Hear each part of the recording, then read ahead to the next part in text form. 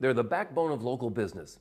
But what role do chambers of commerce really play in the economic engine of our region?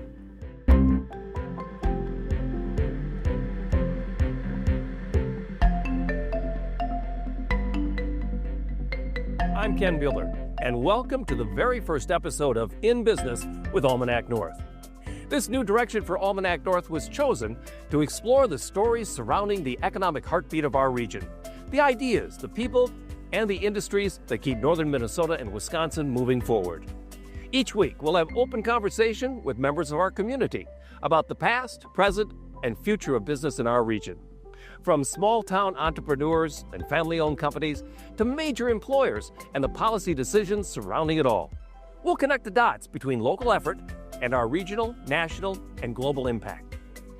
Our goal is to help you better understand what drives growth here at home, why it matters to you, and how it affects all of us. Because when local businesses succeed, our communities thrive. Again, welcome to In Business with Almanac North. I'm Ken Bueller. Let's get going.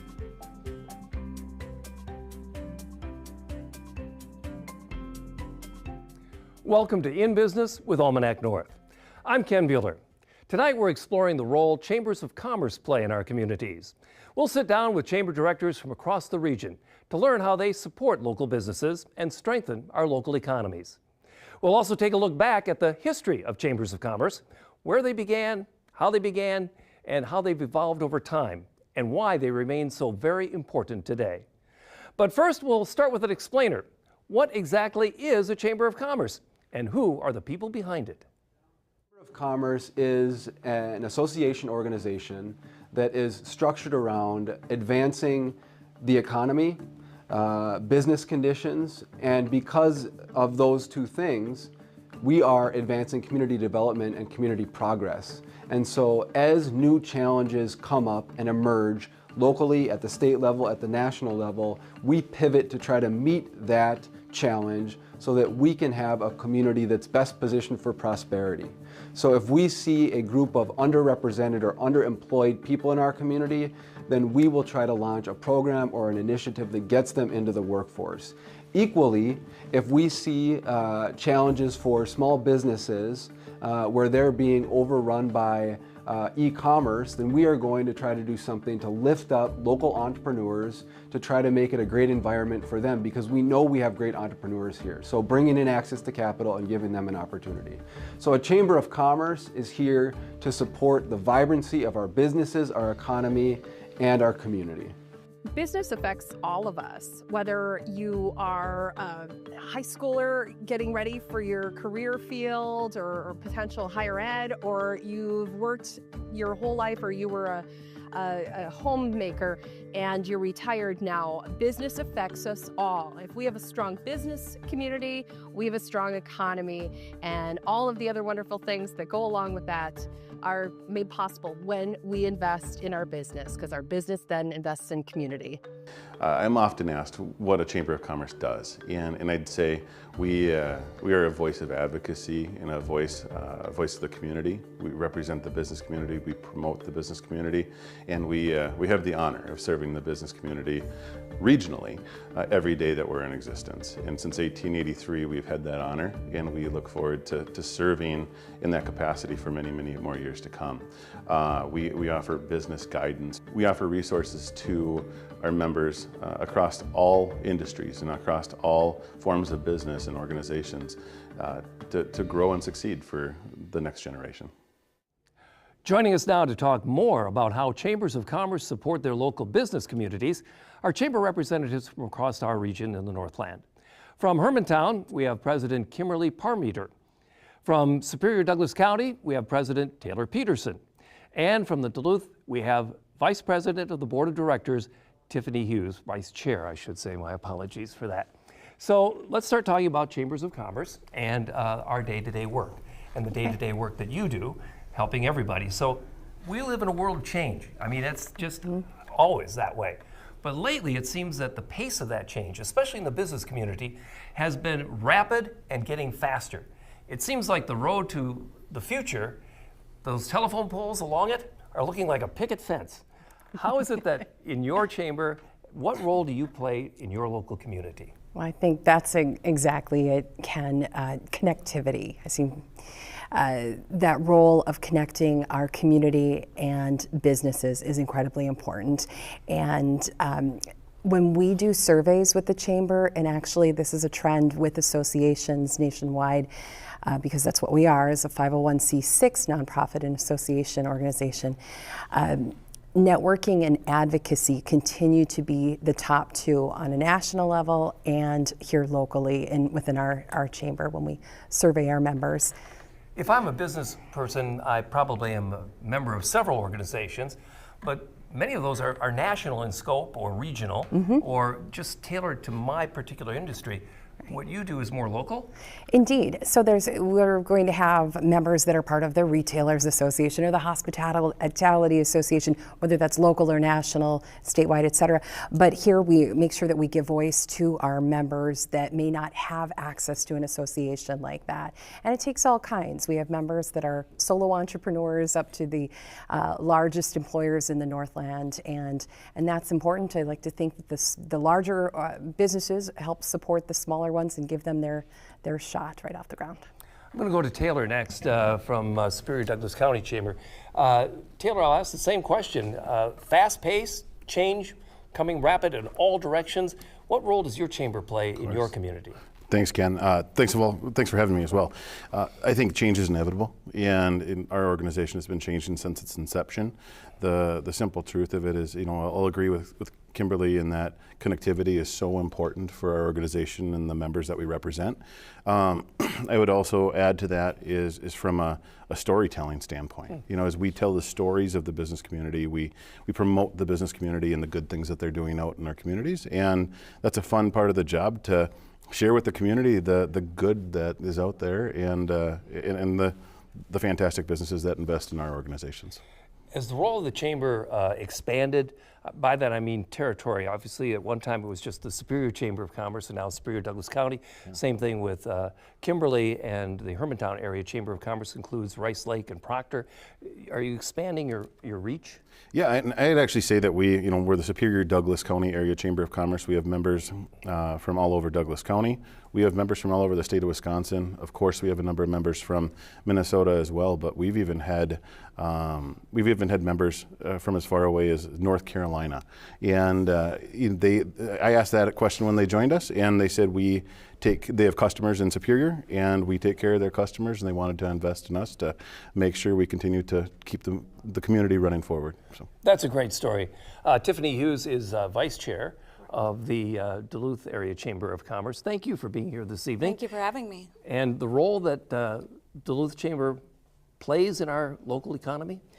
Yeah, we're also the Duluth Area Chamber of Commerce, so we support a wide area and region as well. But I'm just going to talk a little bit about our mission, which is to serve our members by providing business advocacy, collaborative leadership, and membership-driven initiatives. We do that also through our vision, trying to serve as our area's premier advocate under business by facilitating collaboration that engages leaders from businesses, government, education, labor, and the greater community. And we basically do that under 3 pillars that we try to serve: business conditions, economic development, and community progress. So you're all basically saying the same thing, that by getting involved in the community, you actually serve the community. Going back to you, Kimberly, yeah. What would be one of your most recent successes, and how did the Chamber take an active role in that success? Sure. I think, and it's interesting, success is not just standalone, it is collaborative. And the city of Hermantown has done some amazing things lately.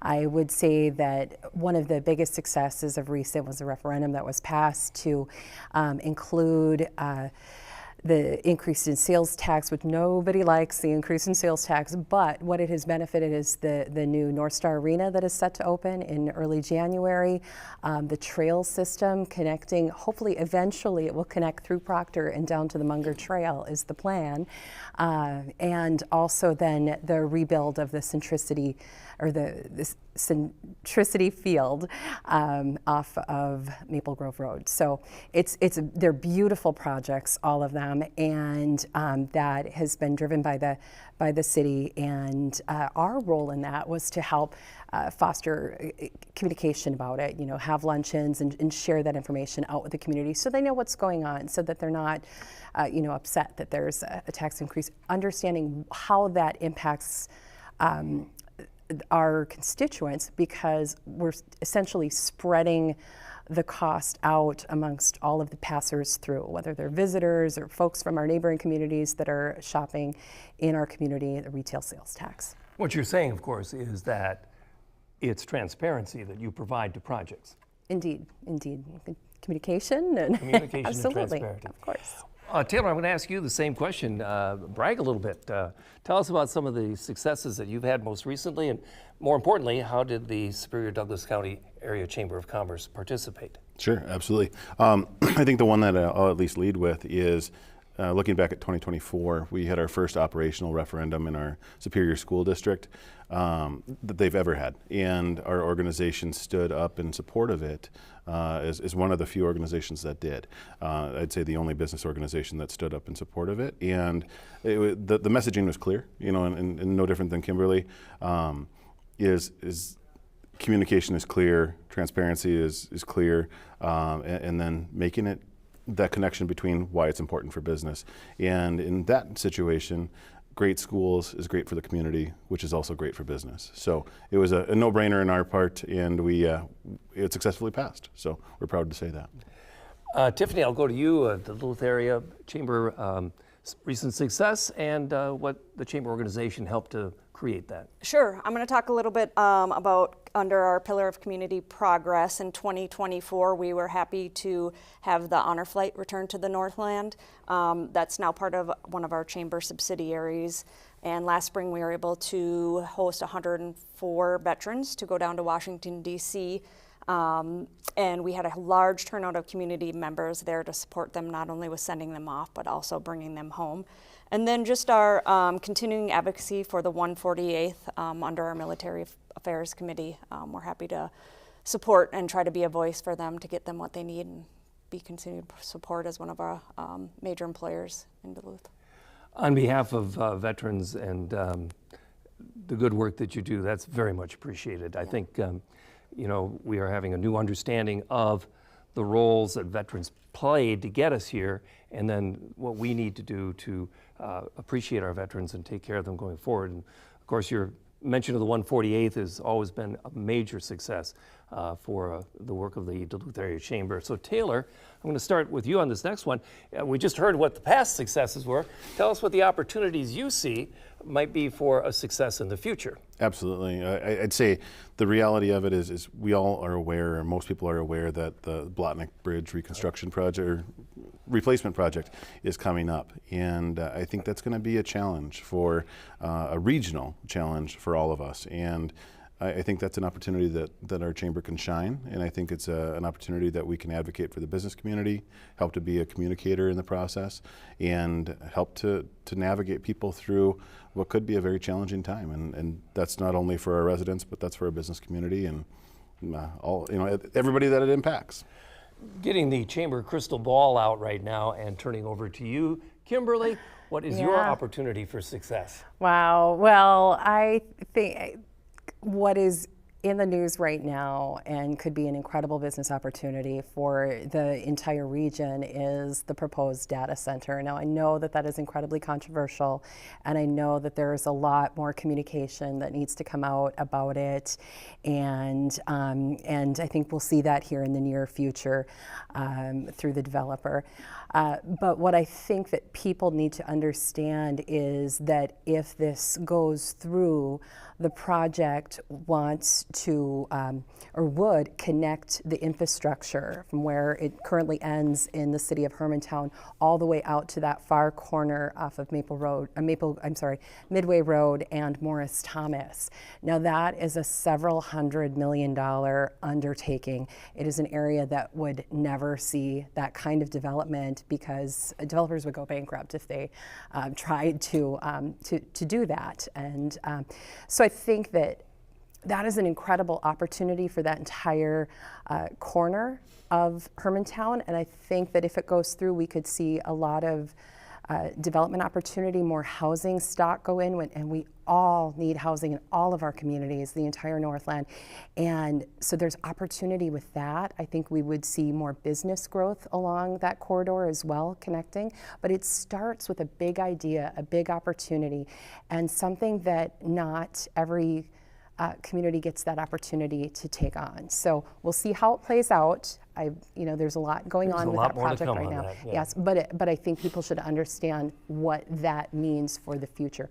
Ken, the biggest thing, we want to make sure that we have a community in the future. We want to keep our children here in the Northland and stop the brain drain that's been happening for decades, and really make our region continue to keep it and grow it into a wonderful place to live and raise a family. We're all for that. Thank you very much. And real quickly, Tiffany, what big success do you look forward in the future? I don't know if it's any one specific thing, but just continuing to collaborate and work on important issues with our city, county, and regional partners to tackle the critical issues, some of which Kim mentioned, relating to early childhood care, education, workforce development. We need businesses to come here, but we know for that to happen that we need the housing that's so desperately needed. And I just, along with the veterans, children are near and dear to my heart, and we know how important it is to have them educated properly and in good systems to continue to support all those very areas. good thoughts, and I thank you very, very much. And I thank you, Tiffany Hughes, the Vice Chair of the Duluth Area Chamber of Commerce. Taylor Peterson is the President and CEO of the Superior Douglas County Chamber of Commerce, and Kimberly Parmeter is the President and CEO of the Hermantown Area Chamber of Commerce, which also includes Proctor and Rice Lake. And I've got gifts for all three of you. Oh. These are chamber-related gifts.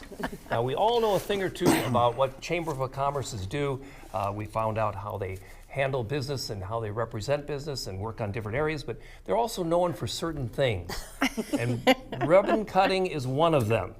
So I've got a roll of red ribbon and ceremonial scissors. Do not run with them. We will. Fight the temptation. Do not run with those scissors. And I hope you cut many ribbons for new businesses in Hermantown, Proctor, and in Rice Lake as well. One of them may, depending upon how you feel, may or may not be a huge new data center. Thank you, Ken. When I joined the Pine City Chamber of Commerce many years ago, as a new business owner, they gave me my first dollar bill, which was framed and hung on the wall of the radio station there, and it said, this is your first dollar in business, courtesy of the Chamber of Commerce. So there you go, your first dollar. Thank you, Ken. Now, Matt Baumgardner is the president, CEO of the Duluth Area Chamber of Commerce, and he is a pin fanatic. That's why I'm wearing this evening. He gives pins to everybody that say Duluth Chamber. So for you, Tiffany, I have a pin as well. I'm giving you this one here. It says, I know Ken Bueller. I'll wear it proudly. Thank you. I have a much bigger one, of course, that says, I am Ken Bueller. Oh, nice. Well, I thank you all for being with us this evening. This has certainly been a wonderful evening and a great way to start off a brand new program here on PBS North, and I'm very honored to be a part of it, and it was great to have friends like Tiffany, Taylor, and Kimberly to be a part of it. It's clear that chambers of commerce are connected to the success of our local communities, but how did this tradition begin? The idea of chambers dates back hundreds of years, and their evolution tells a very fascinating story. Let's take a look.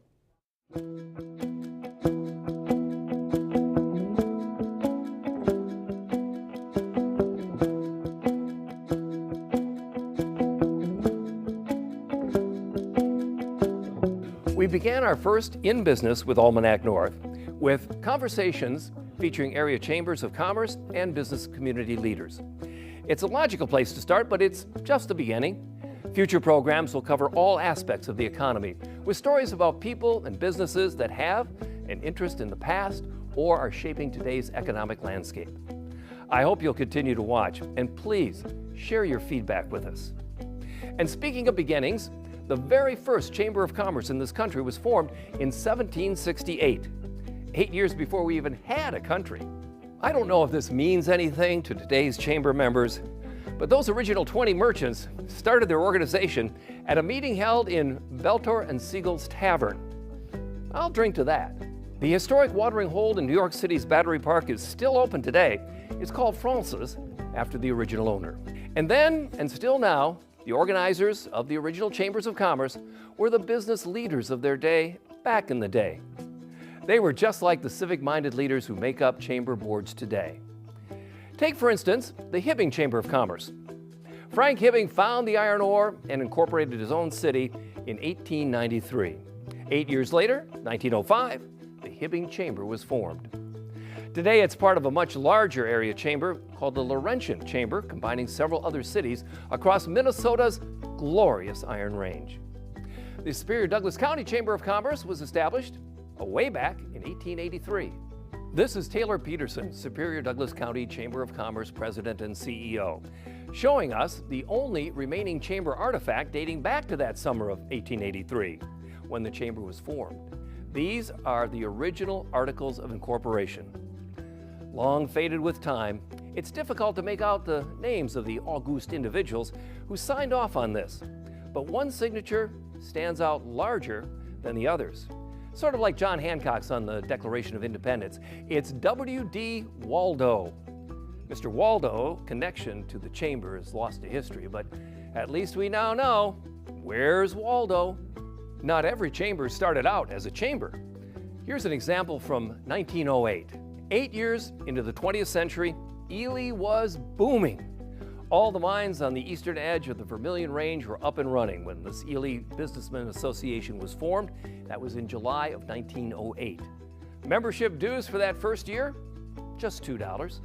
Today, they are the Ely Chamber and Visitors Bureau. They welcome all new members, especially if you have a canoe. But please note, the membership dues have gone up just a little bit over the last 98 years. On the shore of Lake Superior, the two neighboring communities of Agate Bay and Burlington joined forces in 1907 and formed two harbors. One of the first orders of business in '07 was to name the new city and then immediately start the Two Harbors Chamber of Commerce. Today, with the addition of other communities, it's the Lake County Chamber of Commerce. That brings us to Duluth and the city's chamber. The year is 1869, and the Zenith City is at the zenith of excitement. Things couldn't be going any better. On August 5th of that year, a group of business leaders met in the offices of the Northern National Bank, a 4-story brick building at 8th Avenue East and Superior Street called Branches Hall. It was the first brick building ever constructed in Duluth when it was built in 1869. William Branch was one of Jay Cook's men, as they were referred to because, well, they all came to Duluth working for Philadelphia financier Jay Cook. That was back when Duluth was known euphemistically as Cookstown. Branch, along with R.S. Munger, as in Munger Terrace, J.C. Hunter, who had a thriving hardware store on Superior Street, W.W. Spaulding, and George Stone were among the men of destiny who signed off on the new chamber. So let's go back to 1869. As one of the earliest chambers to form in northern Minnesota or Wisconsin, what was the big deal? Why the chamber? Why now? What was happening in Duluth and Superior that got everyone so excited and so eager to form a chamber of commerce at that time? Well, for a couple of years, in the woods to the south of Duluth and north of St. Paul, crews had been clearing land, filling gullies, leveling hills, and laying rail for the arrival of the very first train to Duluth, the Lake Superior and Mississippi Railway, financed by Jay Cook and run by Cook's men. The LS&I was about to be completed and would arrive in Duluth the very next year in 1870. The folks knew they had to have a Chamber of Commerce because, well, if they didn't, who was going to cut the ribbon when the train arrived? Which brings us to what you'll hear me say more than a few times on this program. If you work it hard enough, it all comes back to the railroad. Before we wrap up tonight's In Business with Almanac North, let's take a quick look at some of the top business stories making headlines across the region this week. First, the Northland Foundation is helping strengthen the region's workforce this week. The Duluth-based nonprofit awarded $585,000 in grants to a dozen area organizations, including programs aimed at expanding child care services. Local businesses struggling to find and retain staff may see a direct benefit as these grants help fill gaps in workforce support and service capacity. Next, Minnesota employers are getting a little extra time to comply with the state's new paid family and medical leave rules. The Department of Employment and Economic Development has extended the deadline for businesses to submit self-insured or alternative plans to November 15th. For local companies, especially in manufacturing and service sectors, this means more time to prepare for new payroll and benefit requirements. And on the national stage, Minnesota Senator Amy Klobuchar was in Washington, D.C. on Wednesday, meeting with small business owners ahead of a Supreme Court case challenging the president's tariff authority. The case questions whether the president can impose broad tariffs without Congress, effectively costing the average American family an estimated $2,000 a year. Klobuchar told reporters, quote, "What else will be on the line? This idea that the Constitution actually allows the president to take away the power from Congress, it is clear that it does not." The senator has been actively working to repeal these tariffs, co-leading legislation to remove tariffs on Canada and joining a bipartisan amicus brief to the court arguing that the International Economic Emergency Powers Act does not allow blanket tariffs. I'm Ken Bueller. Thanks for watching the first episode of In Business with Almanac North.